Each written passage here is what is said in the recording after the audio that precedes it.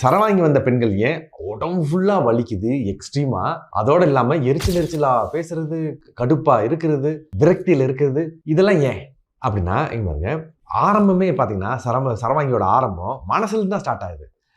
அதீத கவனம் உள்ள அல்லது அதீத அக்கறை உள்ள, அதீத பயம், அதீத கோபம், அதீத வெறுப்பு, இங்கிருந்து தான் இந்த நோய் ஸ்டார்ட் ஆகுது. அது பெண்களுக்கு இயல்பான குணம் எடுத்துக்கலாம். அது கடந்து வந்து உடம்புல வந்து குடி வந்துடும். ஒவ்வொரு ஜாயிண்ட்டும் கணுவா வலிக்கும், விடாம வலிக்கும், எக்ஸ்ட்ரீமா வலிக்கும். இதுக்கப்புறம் வந்து இப்படி வலி அதிகமா இருந்துட்டே இருக்கிறனால அவங்களோட மனசு சோர்ந்துடும், விரக்தி ஆயிரும். அதனால மறுபடியும் அவங்க வந்து டிப்ரெஷனுக்குள்ள போயிடுவாங்க. ஸோ மனசுல ஆரம்பிச்சது உடம்புல போய் அதோட விளைவா மறுபடியும் மனதையே பாதிக்குது. இதுதான் சரவாங்கியோட சிம்பிளான சூத்திரம்.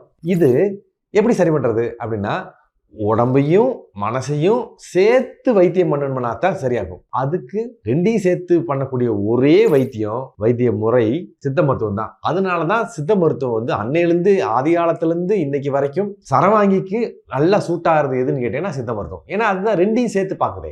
எங்களோட சரவாங்கியை பத்தி ஃபுல் வீடியோ பார்த்துட்டு நிறைய பேர் நேர்லயும் சரி ஆன்லைன்லயும் சரி கன்சல்ட் பண்ணிக்கிறாங்க.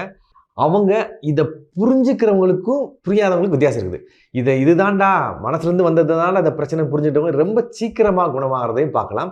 இதை புரியாமல் வந்து வெறும் உடல் நோய் தான் நினச்சவங்க வந்து கொஞ்சம் காலம் கலக்கிறதையும் நாங்கள் அனுபவபூர்வமாக பார்த்துட்டு இருக்கிறோம். புரிஞ்சுக்கிட்டு வைத்தியம் பண்ணோம்னா அல்லது வைத்தியம் எடுத்துக்கிட்டோம்னா சீக்கிரமாக குணமாயிடலான்றதை புரிஞ்சுக்கணும்.